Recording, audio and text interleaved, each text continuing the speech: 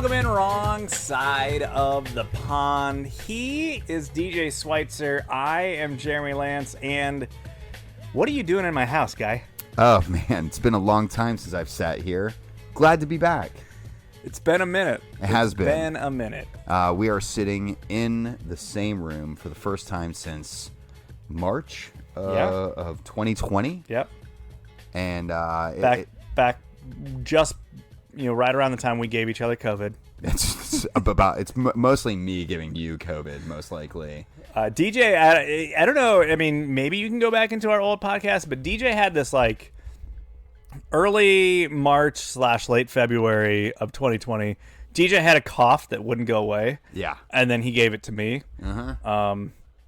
Draw your own conclusions from that one. You really can. It also came in the immediate aftermath of me heading to New York City. Oh, for the that's right, that MLS Adidas MLS event, and that was right when the world was waking up to COVID actually being a big freaking deal. And at the time, we didn't think it was in the U.S., but we now know that it was very clearly in the U.S. and it was almost undoubtedly in the East Coast, in New York City.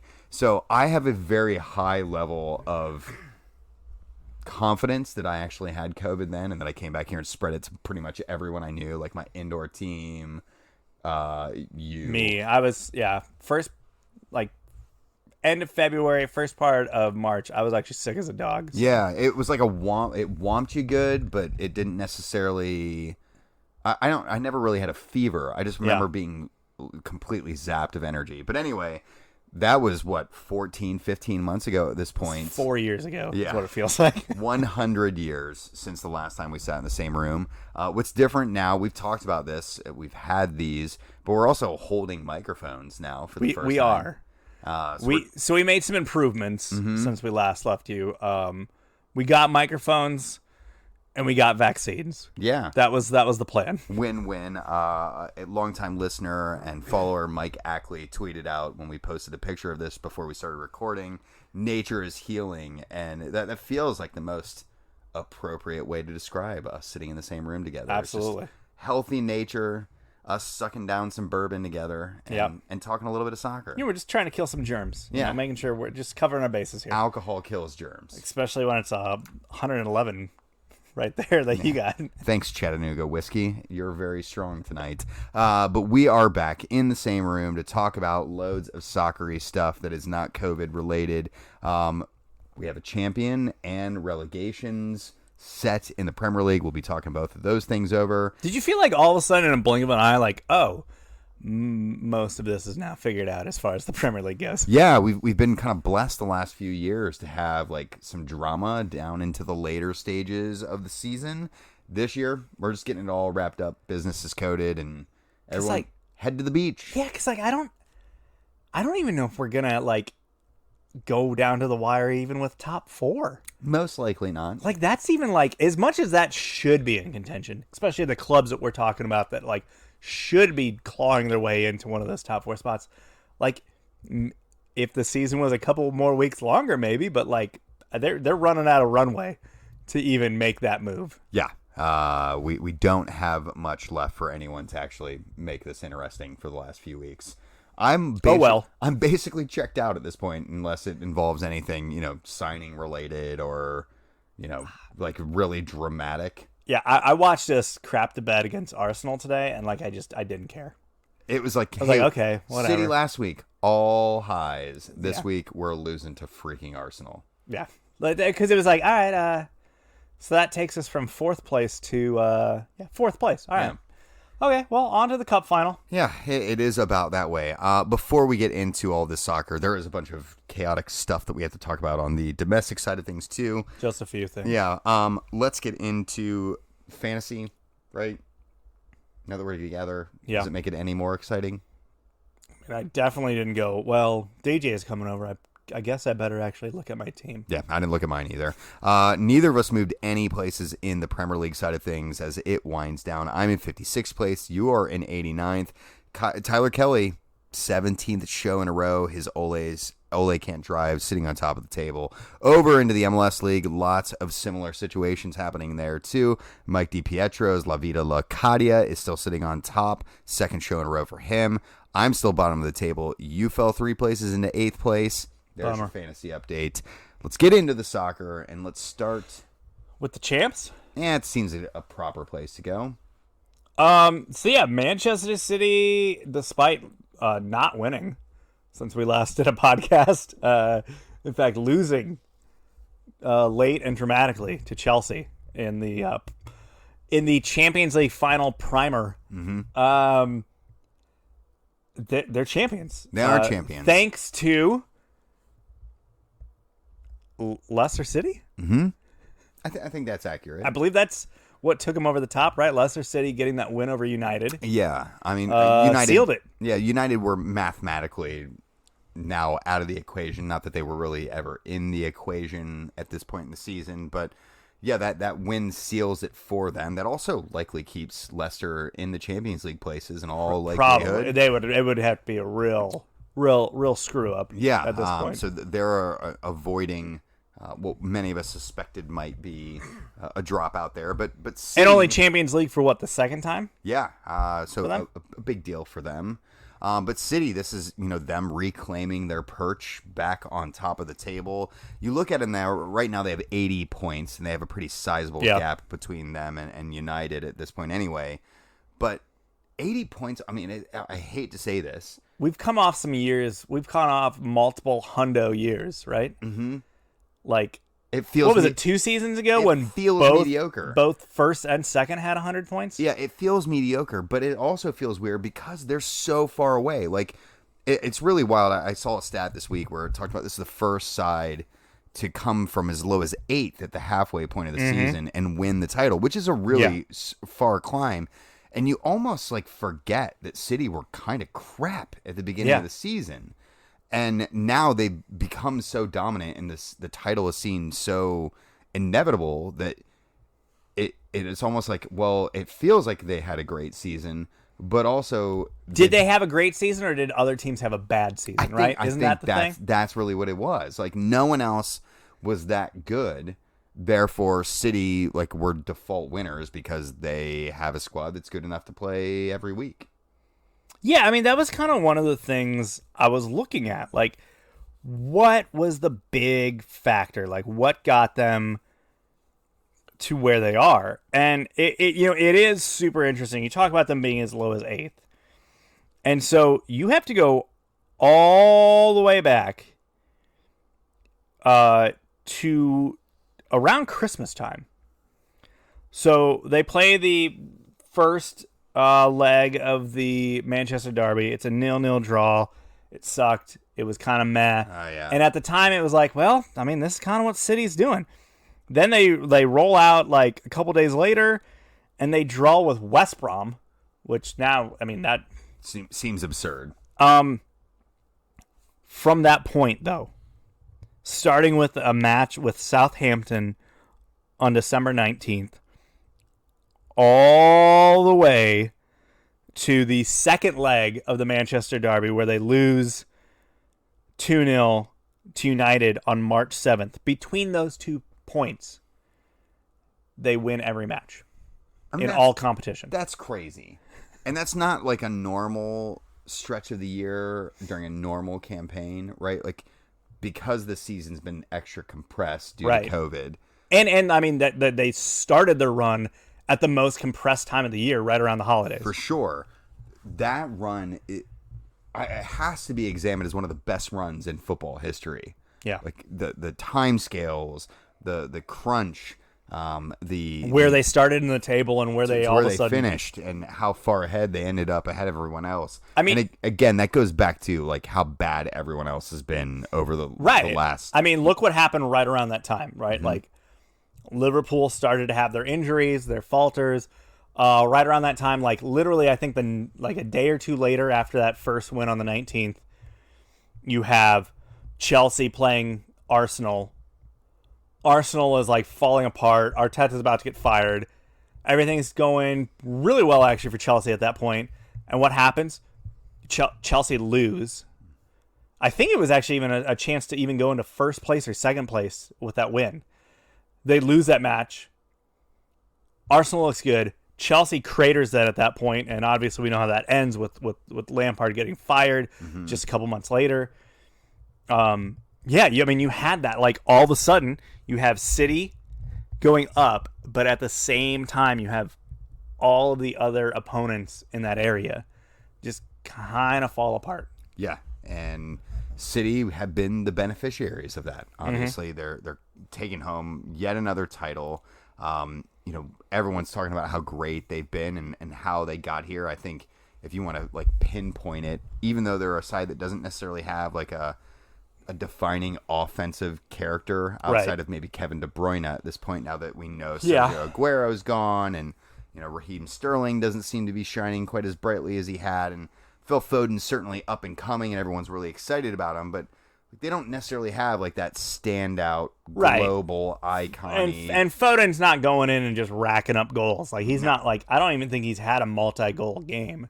Like, he's a guy that goes in and does a job in a lot of ways, but it's not that one player that's, like, defining how they play. There's no that Mo Salah who's like, and he's gonna be the X factor because he's gonna score X number of goals and he's going to just be so lethal and so big in big moments. Yeah. Now I will say the arrival of Ruben Diaz at the back has really just changed them defensively. They went from, like, the squad last season when they're like, hey, why haven't they invested in a center back?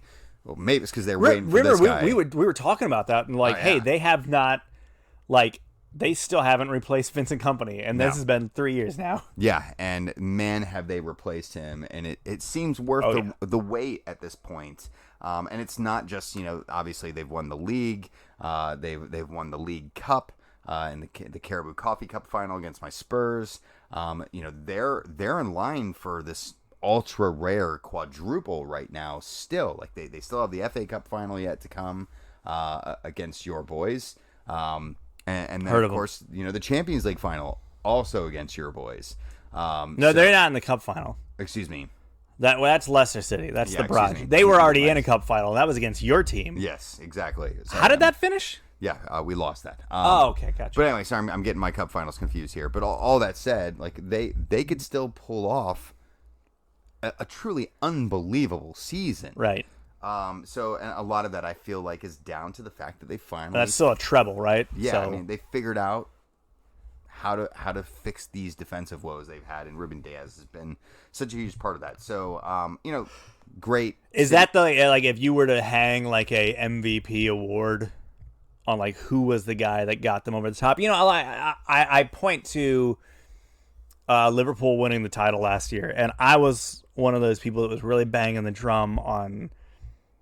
It came down to Van Dijk and Alisson. Those were the two things they were missing before to make them an elite team. And then they got those two guys and they win a Champions League and then a league. What is that X factor? What is it? Is it Diaz? Is that the guy? I do think he's the guy because, they've won league titles with and without him now, obviously. Right. And this is the third one under Pep. Right? Yeah, right. And Pep has kind of done it without Vincent Kompany to a certain extent too, right? Like that last year, Kompany was a shadow of himself, getting limited minutes, was more of a coach on the field than he was an actual impact player. All that said, I have to give it to Diaz. Like, he is the one who's really the only major addition to this team this season, and it's been the one that's corrected their biggest deficits and problems. So yeah, I think he's done really well for them and has made them into this side that's able to challenge on further fronts than what they have in the past. So congrats to them. Big, obviously. It now puts them up tied with Chelsea for the second most Premier League titles. They're both on 5.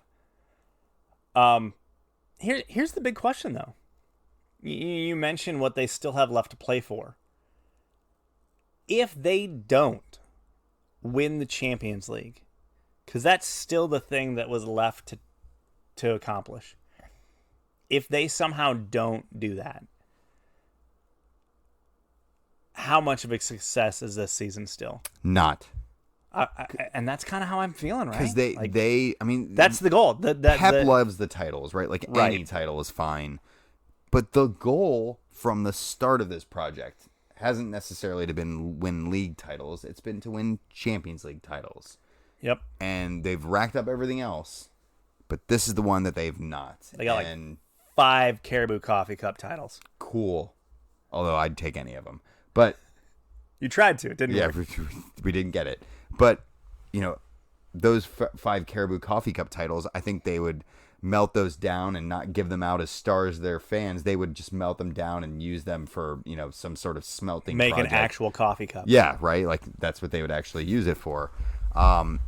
That Champions League trophy will, literally, I think we'll see it all next season if they win it. Like, they'll parade it to every match that they play at and let people touch it and hold it. I mean, it's going to be... I mean, they better hope they win it, because, man, we will not shut up about it if we win it. Well, you guys wouldn't shut up about it if you won it, regardless of who you're We're still running our mouth about 2012. Yes, absolutely. But I will say, man, you guys getting that win for the double over them already this season. Yeah? It's the classic too early. We've kind of had their number as of late. We also knocked them out of the FA Cup, thanks to a really bad just positioning by Zach Steffen. But we'll ignore that. We don't want to. Zach Steffen played 2 matches against Chelsea this year. One of them was an FA Cup semifinal, which they lost because of bad positioning on him. The other one was the only Premier League match he started, and they won that match. However, if you remember, as we look at images of what I believe was some juggalos in the San Jose Earthquakes supporters group. Yeah. His first act as a Premier League goalkeeper was to handle a back pass in that match. Not your ideal start. Not a great start. No. Got the win though. Hey, and therefore gets a medal. Yeah, he gets a winner's medal as a result. So, congrats, Zach. You did it. First American to win a Premier League title, which that's pretty big. It's not a small deal, that's for sure. Let's move away from City. Other things that we want to talk about in the league. Oh yeah, relegation. The 3 teams that we don't have to care about next year. Yeah. Like we just don't have to worry about them.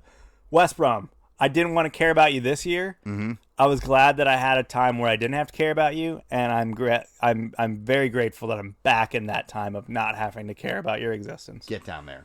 Get down there. Go play your boring garbage soccer somewhere else. You're gone. Fulham. Hey, Scotty Parker, you look good. Mm.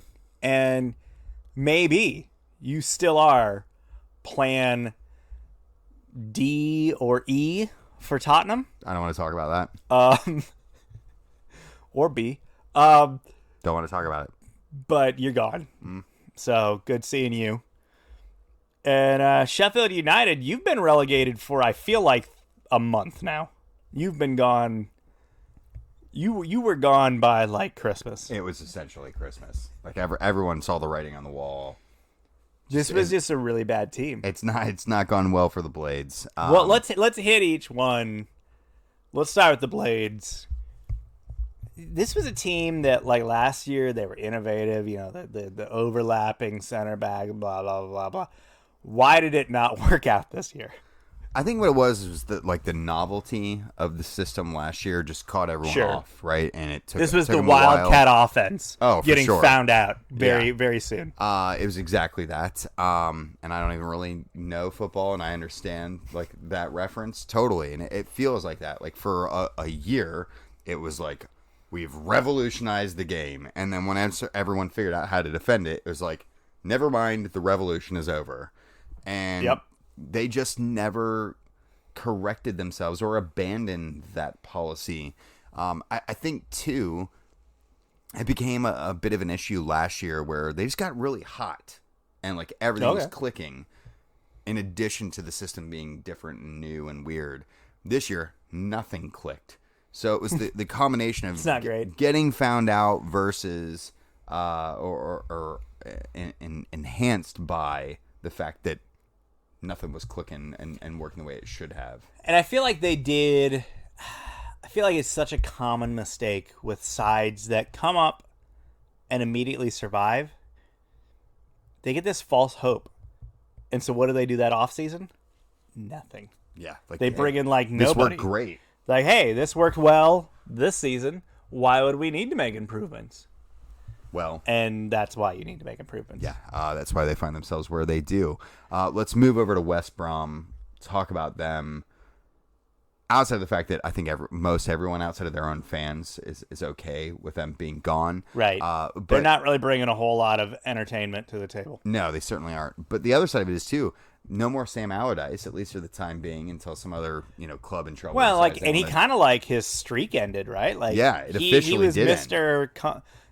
Captain Save-A-Ho out here, just coming in and taking care of all these clubs that were trying to stay up, and he would come in and right the ship, and the team would survive the Premier League, and that was kind of his thing.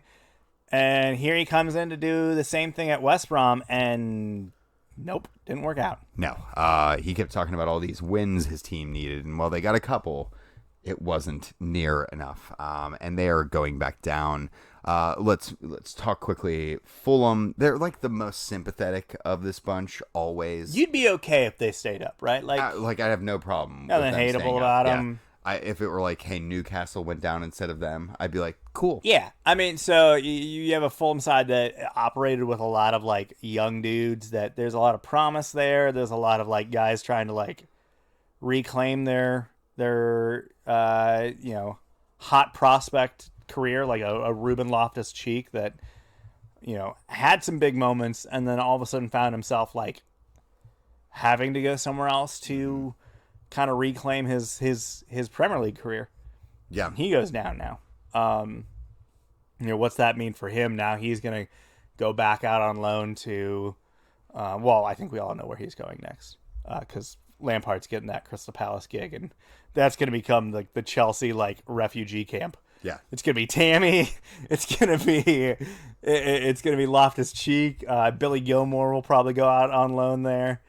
It's going to be a great place. he's gonna fight tooth and nail to get himself a Mason Mount, isn't he? I mean, probably going to be hard to pull off. Very unlikely At this to happen. point. But he'll offer the eagle.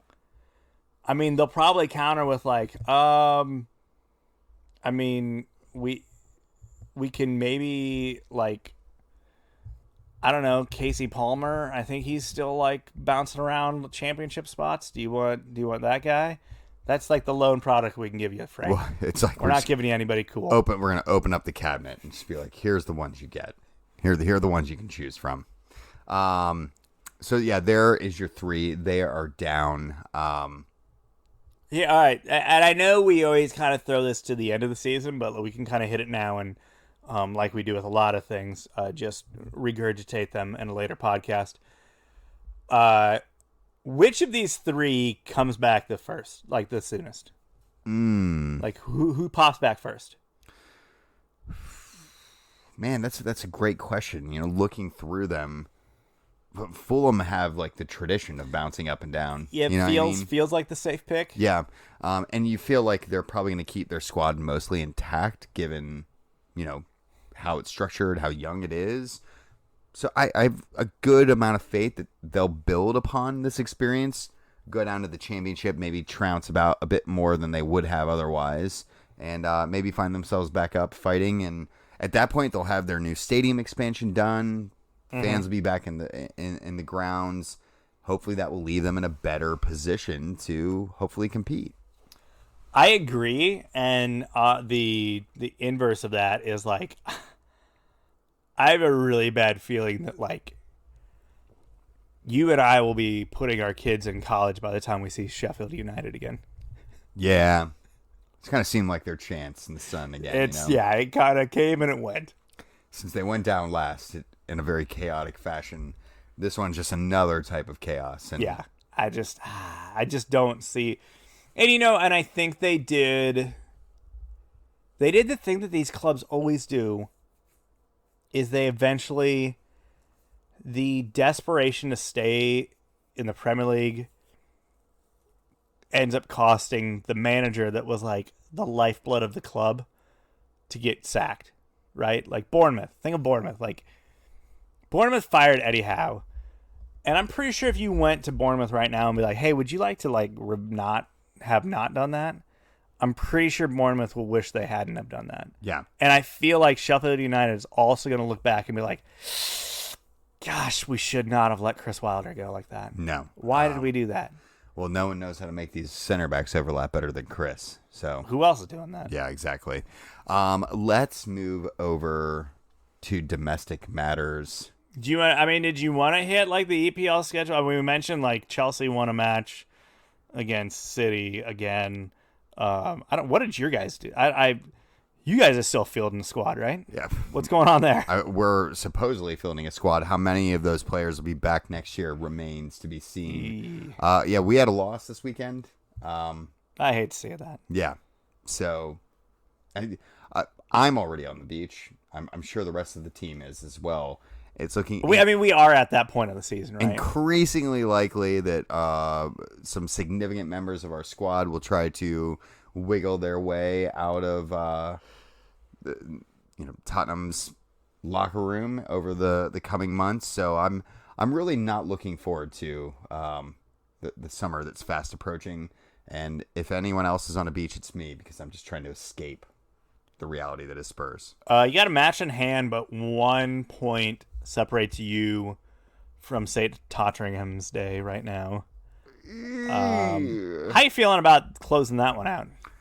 That would be like, Arsenal doesn't play Chelsea anymore, so I don't know who they're gonna beat. Yeah, it's one of the few places they get points on the regular. But I hate the day. I hate the celebration that comes with it. So I try not to think a lot about it, and also try not to celebrate it too heavily when we flip the script.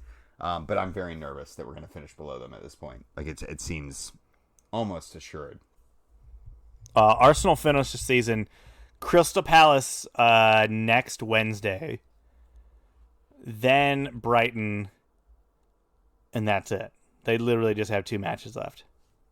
Not a bad way to end the season either. And then on June 17th, they play Rangers in a friendly. Cool. At 6 a.m. here in America. Matches I won't be watching.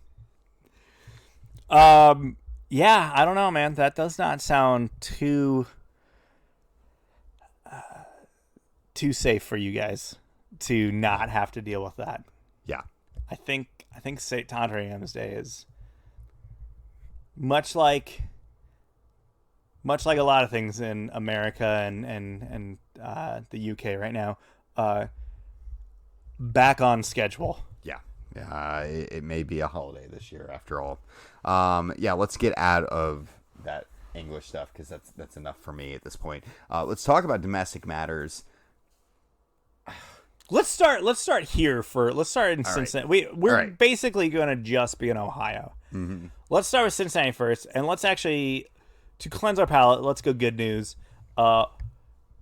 TQL Stadium, which still does not roll off the tongue well, opens officially in a couple days. Yeah. I know. You have not been to the stadium yet. I've not, no. I was lucky to go to like the season ticket holder, like go check out your seat and wander through the stadium with very little security to kind of like go, hey, sir, you can't be here. We just wander everywhere. We've talked about this before. Just the sheer fact that a state-of-the-art soccer-specific stadium exists in our city, even more crazy, exists literally on the same plot of land that you and I called NPSL games 7 years ago. It's insane. It's still not fully real to me. When our previous owner, Dave Satterwhite, the owner of the Saints, used to talk to us about, hey, I'd love to buy Stargell Stadium that stood there previously at the time, and eventually build an MLS stadium here one day. Like that seems like the ultimate dream for me. That seems so unlikely. Yeah. Like, and to think now that that actually exists. Yeah, and while it wasn't necessarily Dave who pulled the trigger, it's still like that storyline is just, it's stupid. It's really like, it seems like fantasy level stuff. And I really can't, for those of you who aren't from Cincinnati, you can't properly really explain how quickly this all came to be and how It's a bit of a blur. Yeah, I mean it really is, and I had a front row seat to it for a while, and it still feels not very real. So it is amazing, and I'm excited to see the stadium for the first time. I'm excited to see. I'm happy there will be fans there for the first experience. Yeah. As well, I think that's a good, important thing to have.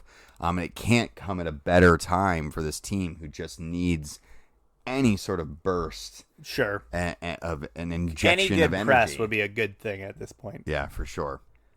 So I mean that's awesome. Like, yeah, they play this weekend. Will they win? Ooh. We'll see.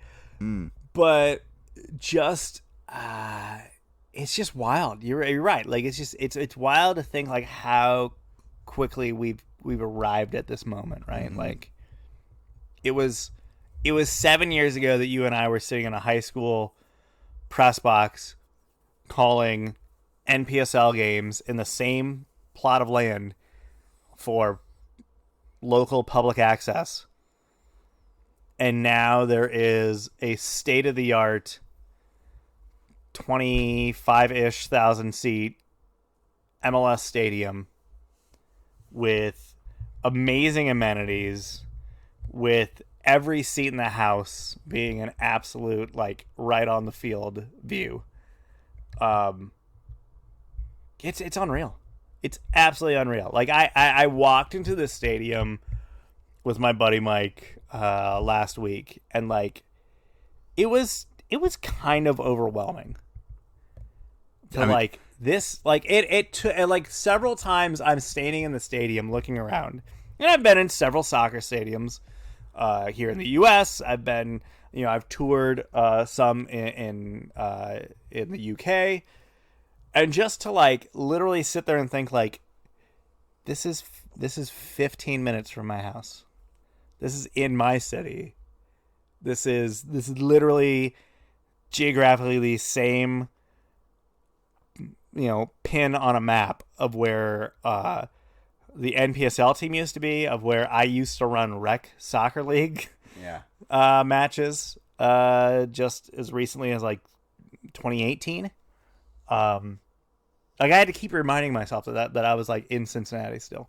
Yeah, I mean, part of the reason I haven't been yet is because of that emotional aspect. Yeah. And I obviously have a very complicated relationship with the club, and that building has been an object of desire for me, not just from a professional standpoint, but also from like a child's dream standpoint for so long that I'm actually like slightly fearful of going. Like I'm how you will handle it emotionally. Yeah, right. Like I'm nervous about like who will be there to witness me going in and getting to experience that for the first time. And like I'm not shy enough to sit here and pretend that I'm not the type of person that would cry, but I'm fairly certain I'm going to end up crying about it. And that's a weird thing to know and kind of go in and kind of have to try to prepare yourself for. Mm-hmm. And obviously my complicated history with the club makes that a little bit more so than it would be otherwise. But it's a very like, this is something I never thought I'd see here ever. Yeah. Like, it's literally something we've ever. dreamed of. It's something that every soccer fan in this town has dreamed of. And now it actually exists. Yeah. So, kudos to the club for pulling it off, and to the fans and the city for making it a reality. It's a really cool moment that I wish more people were going to get to enjoy. Yeah, it's unfortunate. But at the same time, I think Jeff Birding said like a cool thing. I think it was on Cincinnati Soccer Talk this past week, where he was like, obviously we're going to celebrate the fact that we're opening the stadium, but like, we're not truly going to be able to open it and celebrate it till like everyone can be there. Mm-hmm. And like, I think that, and I think that's cool that like they're hoping to have an even bigger celebration down the road when everyone can be there. Yeah, and that might be cool. I think an undersold aspect of this is it actually gets to stretch out the kind of opening to a certain extent, right? Yeah, it's like a everyone's gonna kind of get their own unique first time experience in a way that isn't necessarily the same as full capacity years or what you might expect otherwise. Yeah. So I think it's kind of like we're gonna see the next home game a bunch of fans posting like, I'm finally here, like this is so freaking cool. Yeah. And like that's kind of a neat thing to think about, right? Like you wouldn't have it that way, or as many people sharing it in that many waves that we're going to get this time through. So I totally commiserate with people who aren't getting to go. I understand that. But like, think of it like, hey, you're going to get your own opening day too. And yeah, it's true. And Yeah. I'm glad that everyone's going to have that opportunity that they might not have had otherwise. Oh, absolutely. I mean, I feel that way. Like, I'm not going to opening day. We didn't get selected for tickets, but like, I went to that select your seat thing, and they had some of their concessions open. And so my buddy and I, like, we bought beers, and we sat in one end towards the end of like our group's allotted time, to where like we were the only people on one end of the seating. And we just sat there and just drank a beer and like just soaked it in. Just like soaked in the atmosphere and soaked in just like the scenery of this giant stadium. And it was like, oh, I've wanted to do this. It's here. Forever. This is real. Pinch me. Yeah, it's wild. It's wild. It's a wild moment. So that's the good things that are happening. I guess the other bit of news is the club is allegedly bringing in 35-year-old veteran Jeff Cameron. An interesting pick for a lot of reasons. Yeah. One, again, his age. Two, like how much are we gonna pay? Like, he might be on like a decent bit of wages for a team that I feel like sometimes forgets that there are salary cap rules, and roster rules and all that stuff. And then obviously the third part of it is he's got some interesting takes. Yeah, he's what some like to call a lightning rod for off the field matters. And it's not like he's punching up his wife or it's not anything. Thankfully, along those it's not lines. that. But he has some politically sensitive opinions to hold, and I'm not going to try to dwell on that. Let's just say that he fits in well with Metro Cincinnati and their takes. Maybe Metro Cincinnati. I mean, he'll probably, if he comes here, like, Westchester Mason area is what I'd probably recommend. Yeah. Well, I say Metro Cincinnati in the sense that our congressional districts are structured so that they would then politically align with both the congressional districts that overlap He can here. probably move in literally next door to John Boehner if he wants to. Yeah. I'm sure Senator Portman, might be able to introduce him to some land in northern Cincinnati as well. Sure. Yeah. So anyway, he is an interesting proposition for the team. I think he could fill some roles, but also you mentioned his age has been interesting. I was surprised he made. I think he played in 34 matches. So in championship, you're playing 46 regular season matches. So he played 34 of them. That's for that age, and he's also the captain of the team. Like, he is, yeah. It was. I was actually surprised he was still like contributing at that level. I think undoubtedly at 35, for his size, he's going to be a guy who's not moving the way he was a few years ago. And that's why he's a center back now and not a defensive mid. Yeah, right. And that's something he's done a lot of, and I've seen a lot of people question, like, is he going to come there and play in that role?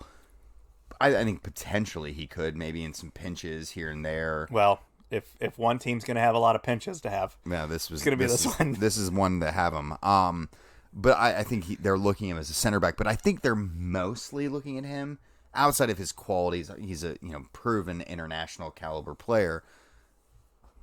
They need a leader in this team. Like it is a dearth of leadership and someone to grab the team by the scruff of the neck and drag them out of positions that they find themselves in. And not to be xenophobic, although he would probably be okay with that. Yeah.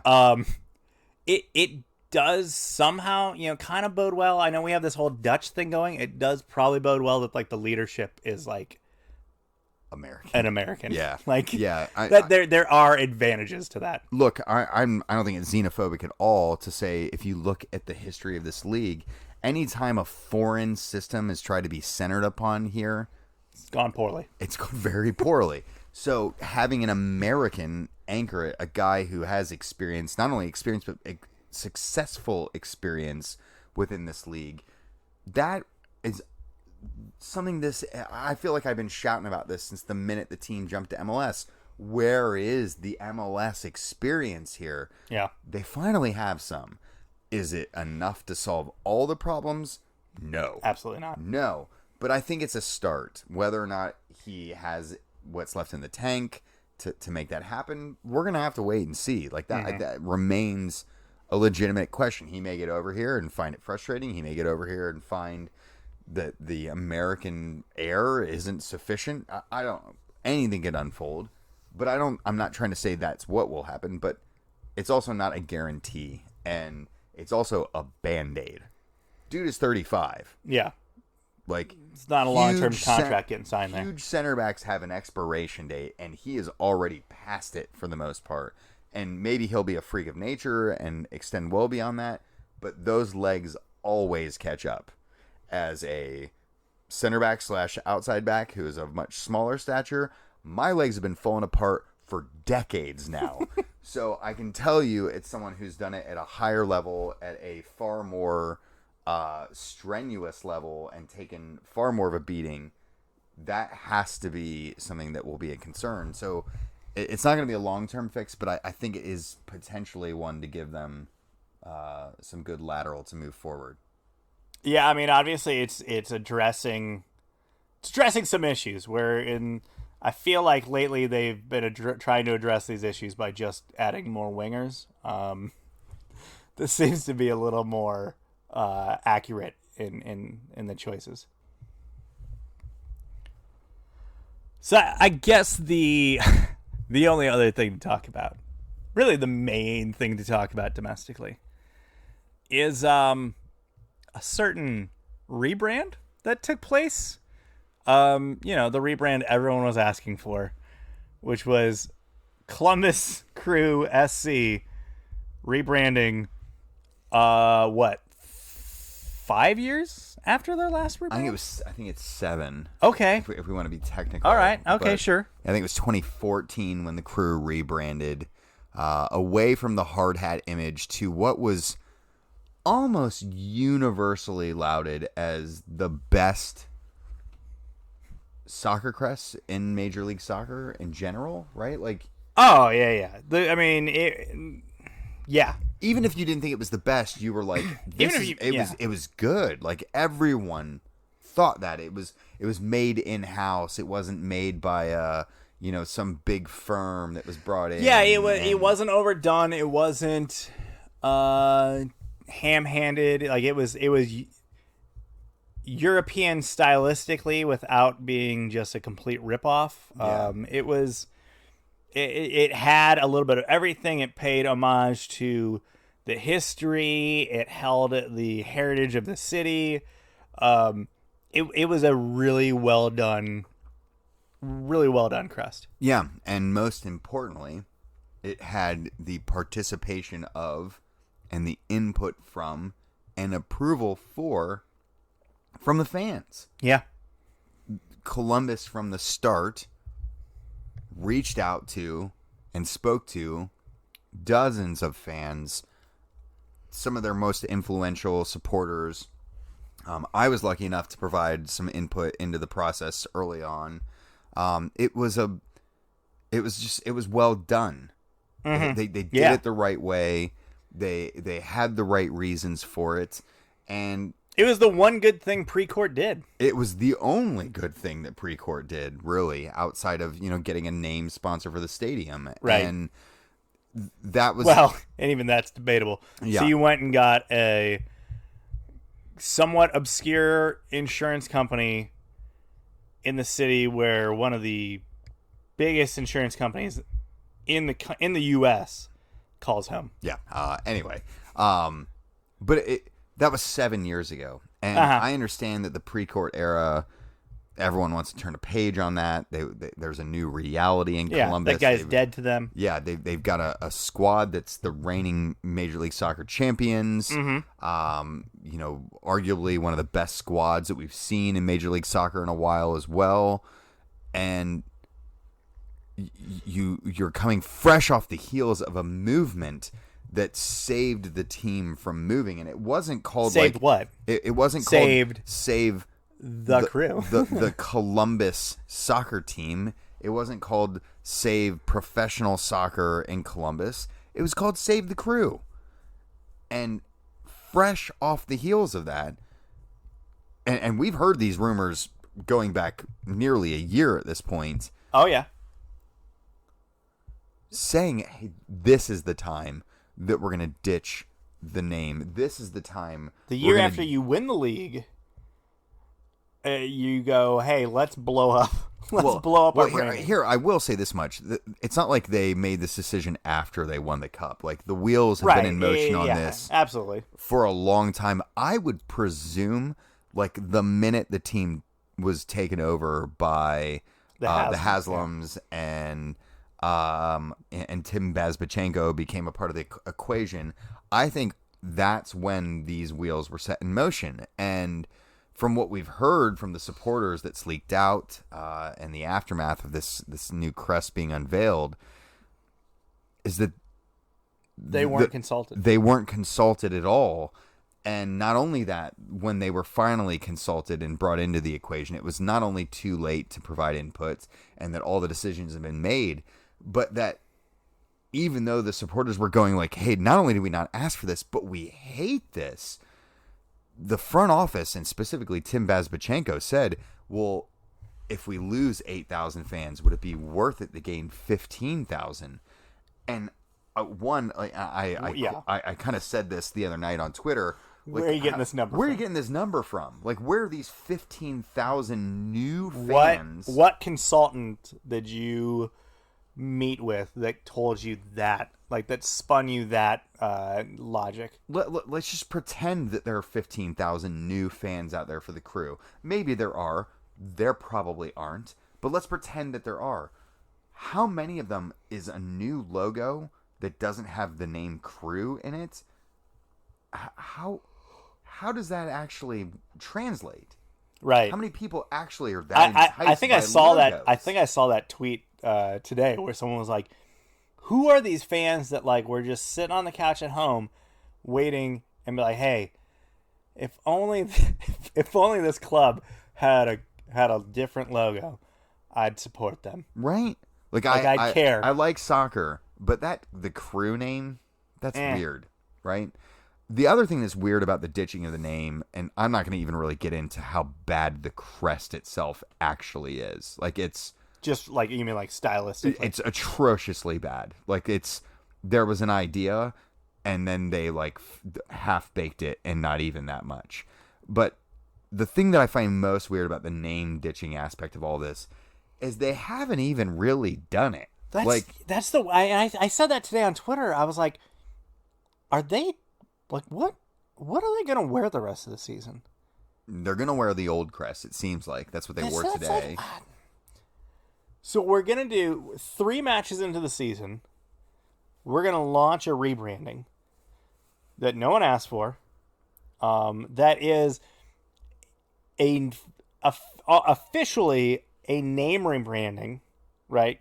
Mm-hmm. Columbus SC is the rebranding.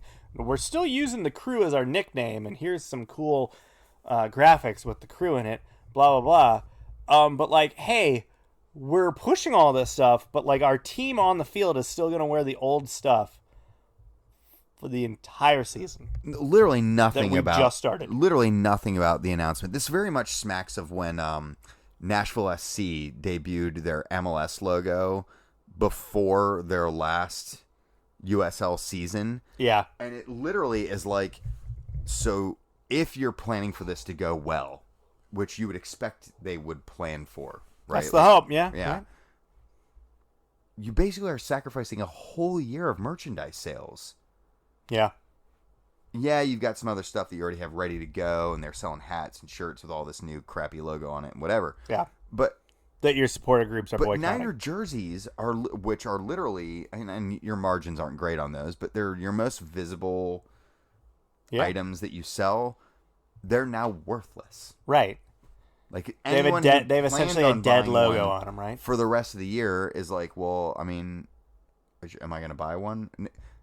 If you hate the logo change, you're not going to buy one out of spite. If you like the logo change, you aren't going to buy one because you're going to wait for a jersey that has the new logo on it. Right. So you're literally giving up a year's worth of revenue to drop it now. It's just it lacks logic at so many points, right? Like it lacks logic to just go and make this whole change and push away from the crew. It lacks logic to not consult the fan base that you need to embrace this. And it lacks logic to roll it out 3 weeks into a season and then roll it out and just be so loud and heavy-handed about it, but and change all the branding and at your stadium that's about to close, and all around the city where your branding exists. Like, you're making all these cool changes to it where you're bringing, oh look, here's the new C on top of where it says Columbus. You're doing all that, but then the actual physical team on the field that people are watching all season long are not going to have that branding. Maybe they'll introduce these new kits midway through the year. I don't. Maybe. I don't know. But I'd feel like probably not. I feel like if we had the leak of the hoodie, I feel like we would have had the leak of the jersey at this point, right? Yeah, most likely. Here's the other thing that really just that throws me for a loop on this decision, and I tweeted about this. Going back to 2015, every rebrand where the team has significantly changed the team name, and every expansion team that's come out has had one of these European names. It's had a city name, FC or SC, or United, or a city, or a combination thereof. Every single one, and it's 10 teams. 2 rebrands, including the crew to Columbus SC. Then you look at Montreal Impact, and they're rebranding to CF Montreal. And you go, all right, a few of them doing this would be a trend. Sure. All of them doing this, that's a directive. Yeah. Right? Like that. And I've had some people that have come back when I've tweeted out this, hey, well, FC Cincinnati already had the name FC Cincinnati. True. The same thing was true. Correct. They were unoriginal from the start. Right. Congratulations. The same thing was true for Orlando City as well, right? They came in with the name Orlando City SC. Great. But just because they fit the directive already doesn't mean that they disprove that the directive exists. Well, remember what Minnesota United, remember? Right. They were originally just supposed to be Minnesota FC. Yep. And their fans revolted, and they're like, what the hell? Why can't we have United too? And they allowed in 2 United FCs in the same freaking season. That was the best, because they were like, we can't have 2 Uniteds come in right now. So we're going to make, checks notes, the one that has already been called that change their name, and not the new club that is literally just now existing change. Right. Brilliant, guys. You did it. This is, I've seen this plastered all over the place, but this is one of the worst symptoms of single entity, right? this is clearly something the league is asking for now. They think it's a valuable thing for them to be doing. And to be honest, with new teams, I don't care. That's fine. Like, Right. if you want to have a boring name that's just like everyone else's, I really don't care. It's the same way in Europe. It doesn't bother me over there. There's no reason for me to get worked up about it. But I hate these teams ditching their history and absolving themselves from some reality that they don't like. And then that's like the exact, like, and there's been the Eric Andre shooting Hannibal Buress meme rolling around of like, MLS wants tradition, they want history, They want to seem authentic. and yet at the same time they're like killing off the tradition and history they have. There's 25 years of history attached to the Crew now. 25 years. In Montreal, it stretches back further. That goes into NASL days and the predating culture that exists there. These are the things that MLS thirsts for. And it's so hard to maintain that relationship when you're ripping away an aspect of it. And from a fan perspective, why would a fan care to embrace the histrionics of American soccer when the league and clubs, because of its single entity, the league and therefore the clubs don't? I don't know. I wonder when the league will recognize that, like, their pursuit of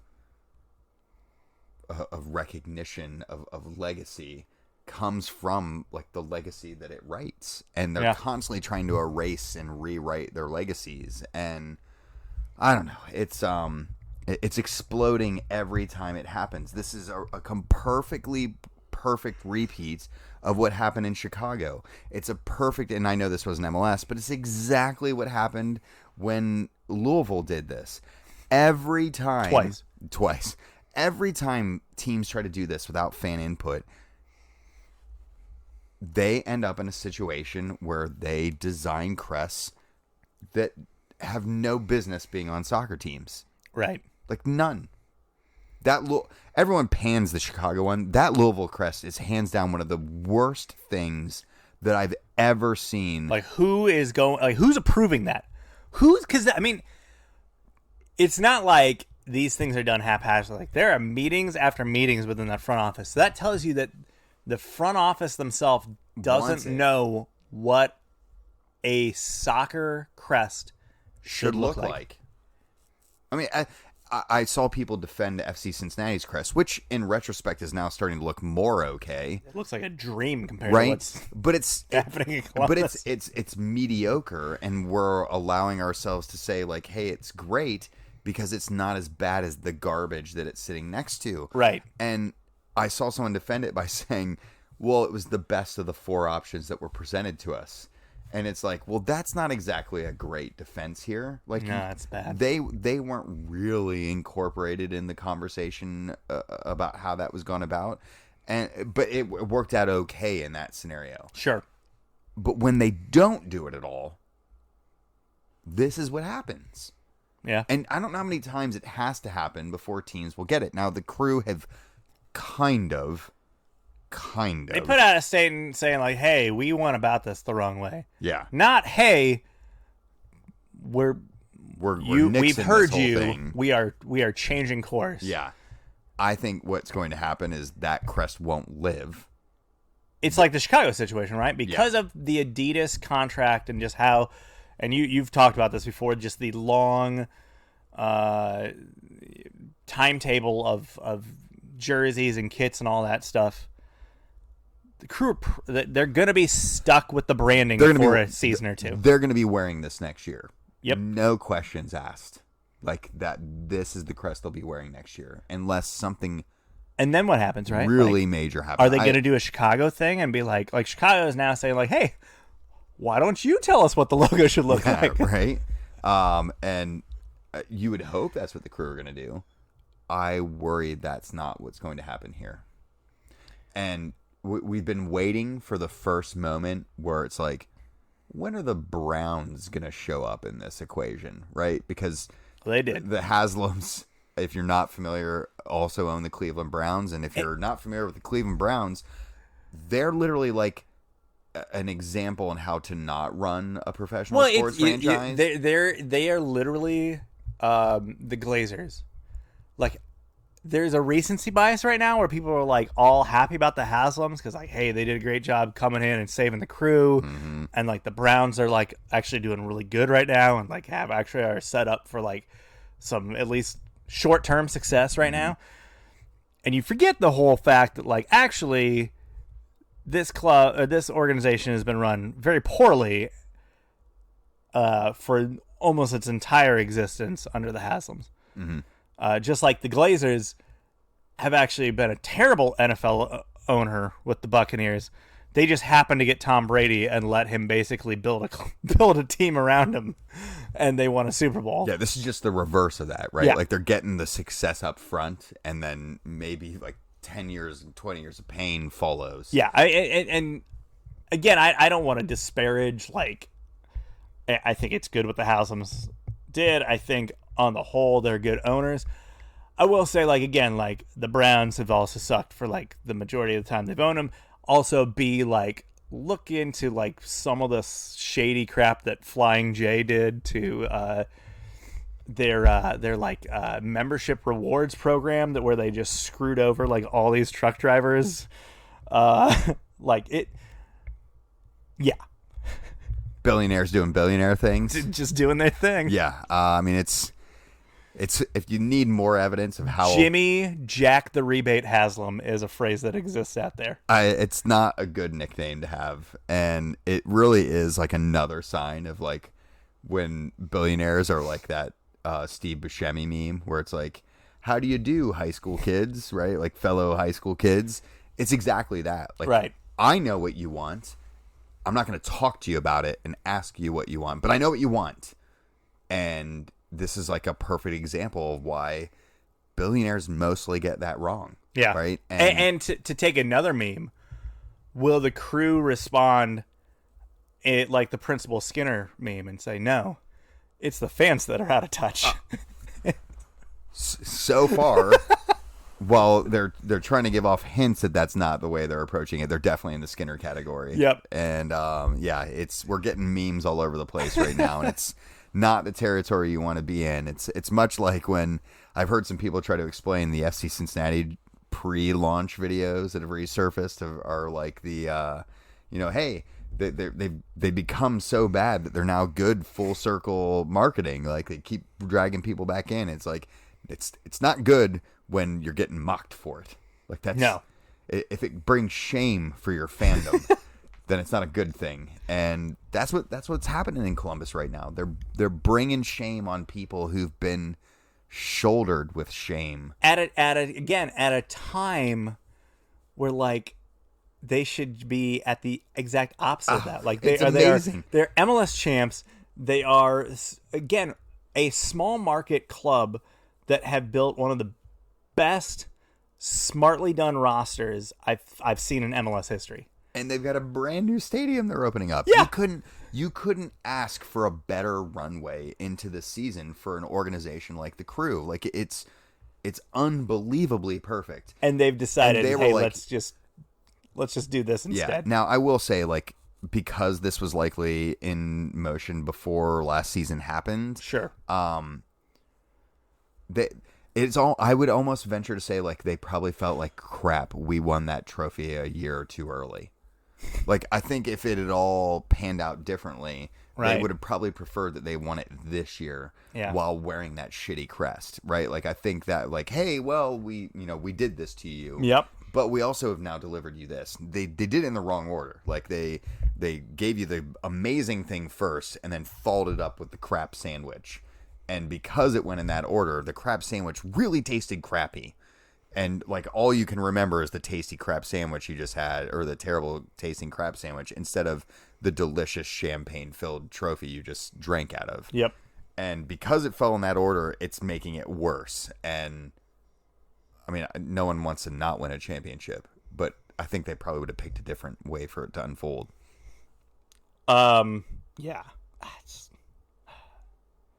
Yeah. Suffice to say, the Haslams, Dr. Pete Edwards, and Tim Bazbachenko are all my wankers this week. Like, what just a horrendously set of bad decisions those people have made. Well, let's get into that. Winners and wankers, and that's your wanker. Yep. Give me yours. My wanker, you just mentioned a second ago, was the resurfacing of the USL launch. I mean, not even like video, because they weren't meant for public consumption. Yeah, they were not at all. These were basically videos that were going to go out to the people that were going to be part of the supporters group, or at least make that illusion exist. Yeah, for they launch. were. There was a ill-fated street team that FC Cincinnati launched prior to the launch of the team, which was solely populated by UC students and mostly the girls' soccer team. Yeah. And they created these videos for them to watch, so that when the team was announced, and the club had its initial press conference, that there would be some people to provide some faux atmosphere in the assembly hall that we were all gathered in for that particular announcement. I will say wholeheartedly that went over very poorly. Like, it was. I remember watching the live stream and we were like, it felt as hokey as it looked. Felt forced, and yeah, it was just so. And then telegraphed. And then everyone from Jake Edwards, the president of the USL, to Jeff Birding and Carl Linner all made these forced references to how great this atmosphere was for a team that didn't exist. Like, no one knew it officially existed until right then. So how can you actually have fan support and FCC till I die atmosphere? Oh, right. It was for just a club that has not kicked the ball yet. And the yet. cheers were, and I think we broke this down at the time when they first all came out. It was like someone Googled soccer chants, and like the first three they came across, they just tried to shoehorn in FC Cincinnati. Well, A, we know who that someone is, and B, yes, that's exactly what they did. Yeah, I can confirm for a fact that's what pretty much unfolded. But but so actually, my wanker is not like the videos. It's not the people that may have done poor Google searches to figure out how to what a supporters group should look like. It's actually like the Nashville City fans or whatever, Nashville SC, and like some of the other Johnny-come-lately fan bases that are jumping on this as this resurfaced, as if they've never seen this before, because they've never seen this before. But therein lies the fact that they then tell on themselves that they've only been like in the American soccer sphere since like, post 2015 when that video first came out and made its waves then. Yeah. We know that it made the waves because as I've pointed out this week on Twitter, I was one of the handful of people that leaked this to the larger media. This was a private video that was shown around. I was the one that sent it to like Deadspin and Maxi Rodriguez and a few other people. I think I sent it to Jason Davis. Yeah. I kicked it out to about a dozen people as well. Yeah, we can tell the story now because we're so far removed from it that we really can't get in any trouble for it. One of the street team members actually emailed it to me and was like, we can't let this stand. Like, what can we do about this? And I was like, we'll figure it out. Yeah, and you sent it to me, and I sent it to you, and I was like, what do we do with this? So it was a link to a Vimeo page, and you even had to actually have a password to access it. Mm-hmm. And so we had to take that and then like download it, send it out to people. Yeah, we had to download it and put it into a different spot so that other people could see it. And then we just kicked it out to everyone we knew. And it got picked up quickly. Yeah, like Deadspin ran with it that day. Yep. And then kind of everything followed suit. And it was the first time that FCC really made a wrong step in the social media space. They would do it again about a month later with the chalk guy. Yeah. Oh, God, chalk guy. And I just want to reiterate my spells running the social media at that club fell in between the embarrassing spells. We've had a later one. Embarrassing spell. We've had a later one that's been much more recent, and then we had ones at the very beginning. Mine fell in between there. Tried to steer clear of any of the controversy type stuff at that time. But all that said, yeah, I mean, these Nashville guys who've stumbled upon this again for the first time, like it's, you're just telling on yourself that you gold, don't, like, that you weren't around for any of this. Yeah. And look, it's fine if you got to the game late. That's cool. That's fine. Just don't swing heavy. Right. Don't try to act tough in the banter game and then basically just admit within that like, hey, I've only been following soccer for 2 years. Congrats, kids. It's like, I mean, cool, but like don't stop swinging the big stick like you think you have it. Yeah. Literally everyone else is swinging that stick. Yeah. Yeah. 6 years ago. Winner for this week, I had to go with Ajax and their amazing move to melt down the 2020-2021 Eredivisie trophy that they just secured, and give a tiny star from that meltdown to all 42,000 of their season ticket holders, which is just an amazing gesture. They apparently Ajax still charged fans throughout the pandemic for their season tickets. Not as amazing, but I think it is a nice gesture as a sign of repayment. Like normally you wouldn't see anything like that. Now I've heard some other people make this point. I think it's brilliant. That's only something a club who's won like 30 league titles would even contemplate that they can doing, just kind of right.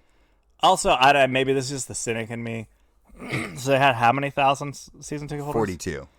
You make 42,000 stars out of one trophy. I bet you probably could. I'm calling BS on that. I would bet there was some other metal thrown in that. Look, I'd be kind of shocked if there wasn't some backfill in there, but I think you could probably make it happen. There's some really thick portions of trophies. I mean, that's got to be a thick.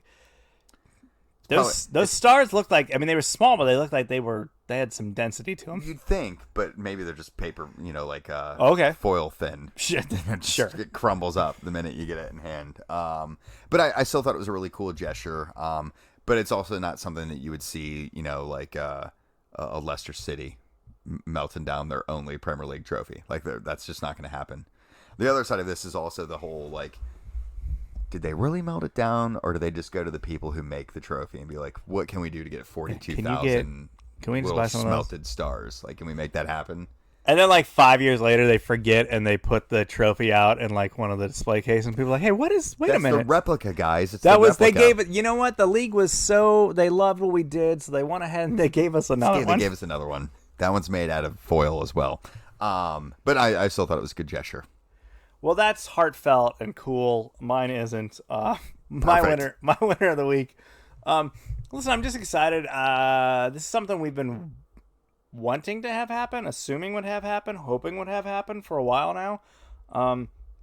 Everyone's talking about J-Lo and Ben Affleck getting back together, but the real relationship that's getting back together that I'm excited about is La Liga is heading back to ESPN. Yeah. Finally on a network that is real, watchable, accessible with most cable packages, and can help get eyeballs back to La Liga. Like, I feel like La Liga has just fallen so far behind the Premier League in this country just because of the TV rights. Oh, totally. Is a TV rights issue.